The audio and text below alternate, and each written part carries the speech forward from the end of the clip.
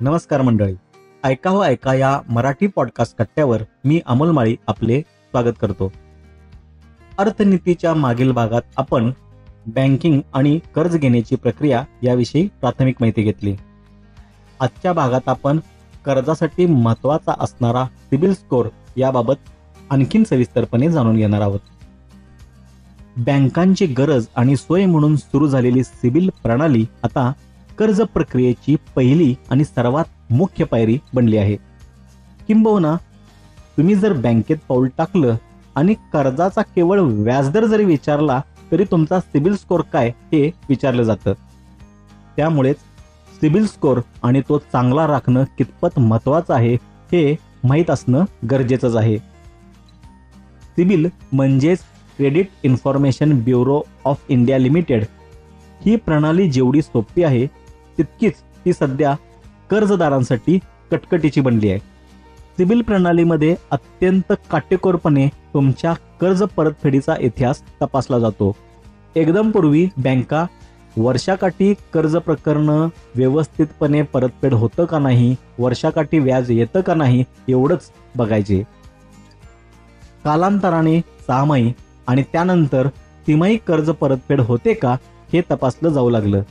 मात्र CIBIL score आल्यापासून अत्यंत डे टू डे म्हणजे अगदी दैनंदिन कर्ज प्रक्रिया कशा पद्धतीने राबवली जाते आणि कर्ज परतफेड व्यवस्थित होतं का नाही हे बघितलं जातं. त्यातूनच DPD अर्थात डिले पर डे ही संकल्पना रुजू लागली आहे. तुम्ही जेव्हा एखाद्या बँकेत गेला आणि कर्जासाठी अर्ज केला तर तुमचे काही हप्ते 14 दिवस DPD होते किंवा 13 दिवस DPD होते असं समोरचा एक्झिक्युटिव्ह सांगतो. त्यामध्ये DPD म्हणजे डिले पर डे याचा अर्थ तुम्ही एखादा हप्ता भरायला किती दिवस कालावधी अधिकचा घेतला हा समजतो.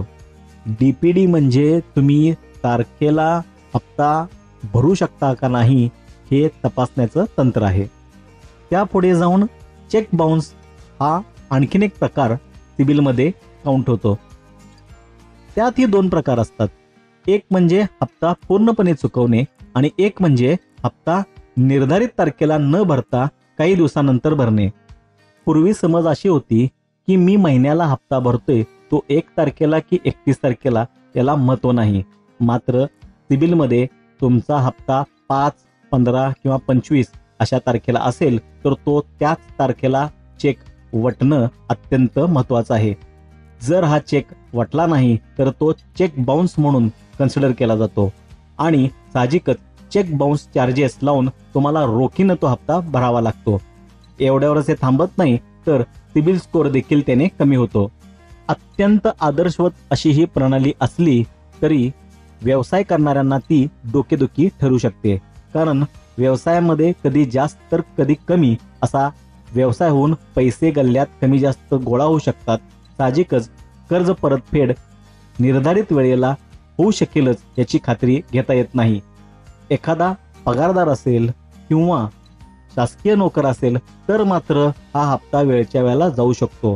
पण त्याचं प्रमाण अख्ख्या लोकसंख्येच्या 3 ते 7% इतकंच आहे. साहजिकच सिबिल स्कोअरचा हा रेटा अत्यंत चुकीचा आहे असं व्यावसायिकांचं म्हणणं आहे. परिणामी अजाणतेपणे किंवा माहीत नसताना कर्जाची परतफेड पुढे मागे होऊ शकते. पण त्याला देखील सिबिल स्कोअरमध्ये माफी नाही. तुम्ही चूक केली असेल तर सिबिल स्कोअर कमी होणारच. अशा वेळी सिबिल स्कोअर कमी झाला तर घाबरून न जाता पुढील 6 ते 12 महिने जर व्यवस्थित परतफेड झाली तर हाच सिबिल स्कोअर पुन्हा व्यवस्थित होतो. सध्याच्या बँकिंग प्रणालीमध्ये 700हून अधिकचा सिबिल स्कोअर हा चांगला तर 750हून अधिकचा स्कोअर उत्कृष्ट समजला जातो. त्याहून पुढे असेल तर संबंधित कर्जदाराला अगदी आदरानं वागणूक मिळते आणि कर्ज अगदी 8 ते 10 दिवसात त्यांच्या खात्यावर वर्ग देखील होतं. छोट्या व्यावसायिकांना विविध कारणांमुळे कर्ज परतफेड निर्धारित वेळेत करता येत नाही आणि त्यामुळे सिबिल स्कोअर कमी होतो. म्हणूनच गेल्या 5 वर्षांमध्ये छोट्या व्यावसायिकांनी मोठ्या बँका बाजूला ठेवून पतसंस्था आणि तिथून कर्ज उचलण्याची प्रक्रिया सुरू केली आहे. पतसंस्थेमध्ये व्याजदर जास्त असला तरी किमान सिबिलची कटकट नाही आणि जरी कर्ज पुढे मागे झाले किंवा कर्ज परतफेड करताना खूप मोठा कालावधी जरी लागला तरी किमान सिबिल हर्ट होत नाही किंवा सिबिलचा स्कोर कमी होत नाही. या एकाच बिंदूभोवती पतसंस्थांच्या कर्ज वितरणामध्ये मोठी वाढ झाल्याची धक्कादायक आकडेवारी समोर येते. एका बाजूला बँकिंग प्रणालीमध्ये कर्ज वितरणासाठी मोठी स्पर्धा असताना पतसंस्था अचानकपणे हिरो बनून पुढे आल्या आहेत. छोट्या व्यावसायिकांना आधार देत चांगले व्याजदर घेऊन आपल्या ठेवीदार आणि सभासदांचं हित साधून अत्यंत जोमाने प्रगती करत असलेलं दिसून येते. आमच्याच ओळखीमध्ये अशा 10 ते 12 पतसंस्था आहेत ज्या गेल्या 5 वर्षांमध्ये किमान 200 कोटीपेक्षा अधिक कर्ज वितरण करण्यामध्ये यशस्वी ठरले आहेत. त्यांची वसुली 100% इतकी होते. या सर्वांमुळे सिबिल ही कॉर्पोरेट संकल्पना असल्याची भावना हळूहळू सर्वांमध्ये रुजू लागली आहे. याचे फायदे तोटे काय हे पुढील काही कालावधीत समजेलच.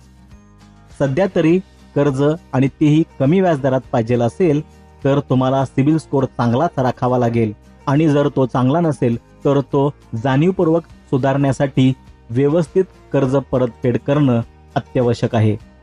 चला तर मंडळी, मग सिबिल स्कोअरच्या ह्या कहाणीसह आजच्या भागात इथेच थांबूया. पुन्हा लवकरच भेटूया आपल्या नवीन भागाबरोबर. तुम्हाला आजचा हा भाग आवडला असेल तर लाईक करा, फॉलो करा आणि शेअर करा. आणि हो, ऐका या मराठी पॉडकास्टच्या इंस्टाग्राम, फेसबुक आणि यूट्यूब पेजवर हा भाग तुम्हाला कसा वाटला हे कळवायला विसरू नका. तोपर्यंत ऐकत रहा ऐका मराठी पॉडकास्ट. धन्यवाद.